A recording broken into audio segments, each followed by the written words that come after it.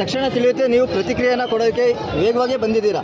ಇದ್ರ ಬಗ್ಗೆ ನಿಮ್ಮ ಅಭಿಪ್ರಾಯ ಏನು ಸರ್? ಚಾಲಕರ ನಿರ್ಲಕ್ಷ್ಯವೋ ಅಥವಾ ಏನಾಗಿರಬಹುದು ಅಂತ? ಇಲ್ಲಿ ಆಕಸ್ಮಿಕವಾಗಿ ನಡೆದಿದೆ. ಬಹುಶಃ ಈ ಹೊಡೆದಿರೋ ಆಕ್ಸಿಡೆಂಟ್ ನೋಡಿದರೆ ಚಾಲಕನ ನಿರ್ಲಕ್ಷ್ಯತನ ತೋರುತ್ತೆ.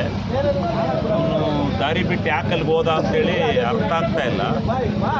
ಆದರೆ ದೈವವಶತ್ತು ಯಾವುದೇ ಪ್ರಾಣಹಾನಿ ಆಗ್ತಾ ಇಲ್ಲ. ಸ್ವಲ್ಪ ಸಣ್ಣ ಪುಟ್ಟ ಗಾಯಗಳು ಮತ್ತು ಒಂದು 2-3 ಜನಕ್ಕೆ ಕಾಲು ಮುರಿದೋಗಿರ್ತಕ್ಕಂಥ ಸನ್ನಿವೇಶ ಇದೆ.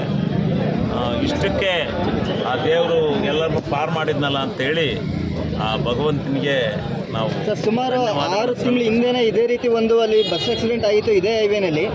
ಅದಕ್ಕೂ ಈಗ ಅದಕ್ಕೋಸ್ಕರನೇ ಈ ರೋಡನ್ನು ಎಕ್ಸ್ಟೆಂಡ್ ಮಾಡೋಕ್ಕೋಸ್ಕರ ಅಗಲೀಕರಣ ಮಾಡೋಕ್ಕೆ ಕೋಡಿ ಮಠದಿಂದ ಆ ಕಡೆಗೆ ಎಕ್ಸ್ಟೆಂಡ್ ಮಾಡಿದ್ವಿ. ಕೋಡಿ ಮಠದಿಂದ ಅರಸೀಕೆರೆವರೆಗೆ ಎಕ್ಸ್ಟೆಂಡ್ ಮಾಡೋಕ್ಕೋಸ್ಕರನೇ ಸುಮಾರು 30 ಕೋಟಿ ರೂಪಾಯಿ ಹಣವನ್ನು ಸ್ಯಾಂಕ್ಷನ್ ಮಾಡಿಸಿದ್ವಿ. ಸ್ವಲ್ಪದ್ರಲ್ಲೇ ಆ ಕೆಲಸನ ಪೂರ್ಣಗೊಳಿಸ್ತಕ್ಕಂಥ ಕೆಲಸನ ಮಾಡ್ತೀವಿ. ಬಹುಶಃ ಈ ಮರಗಳು ಹಿಂದೆ ಟ್ರಾಫಿಕ್ ಕಡಿಮೆ ಇದ್ದಾಗ ಮರಗಳನ್ನ ತಂದು ರೋಡ್ ಸೈಡ್ಗೆ ಹಾಕಿಬಿಟ್ಟಿದ್ದಾರೆ. ಈ ಮರಗಳನ್ನೆಲ್ಲ ತೆಗಿಬೇಕಾಗುತ್ತೆ. ಈ ಮರಗಳನ್ನೆಲ್ಲ ತೆಗೆದು ಕಂಪ್ಲೀಟು ಅಗಲೀಕರಣ ಮಾಡ್ತಕ್ಕಂಥ ಕೆಲಸನ ಮಾಡೋದು ಸರ್. ಮತ್ತು ಸಾರ್ವಜನಿಕರ ಪರವಾಗಿ ನನ್ನದೊಂದು ಒಂದು ರಿಕ್ವೆಸ್ಟ್ ಇದೆ, ಮನವಿ ಇದೆ. ಏನಂತಂದರೆ ಈ ಚಾಲಕರು KSRTC ಚಾಲಕರು ಏನಿದ್ದಾರೆ ಇಂಡಿಕೇಟರ್ ಹಾಕಲ್ಲ ಮತ್ತು ಓವರ್ ಸ್ಪೀಡ್ ಇದೆ ಅಂತ ತುಂಬ ಜನ ಕಂಪ್ಲೇಂಟ್ ಮಾಡ್ತಾ ಇದ್ದಾರೆ. ಅದ್ರ ಬಗ್ಗೆ ಹೌದು, ಓವರ್ ಸ್ಪೀಡ್ ಇದೆ, ಡ್ರೈವರ್ಗಳ ನಿರ್ಲಕ್ಷ್ಯತನೂ ಇದೆ. ಅವರು ಅಜಾಗರೂಕವಾಗಿ ಡ್ರೈವಿಂಗ್ ಮಾಡೋದ್ರಿಂದಲೇ ಇವೆಲ್ಲ ಆಗ್ತಕ್ಕಂಥದ್ದು.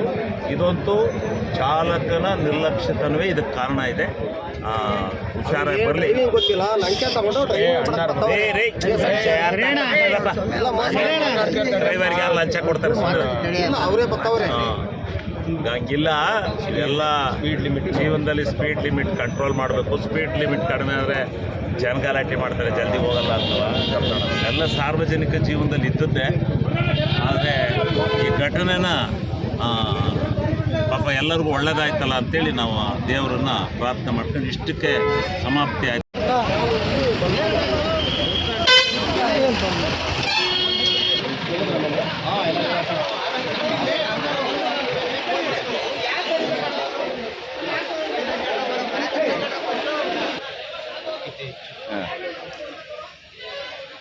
ಹೇಳಿ ನೋಡ್ರಿ ಎಲ್ಲಿಗೋಯ್ತು ಅಲ್ಲಿ ಅವರು ನಮ್ಮ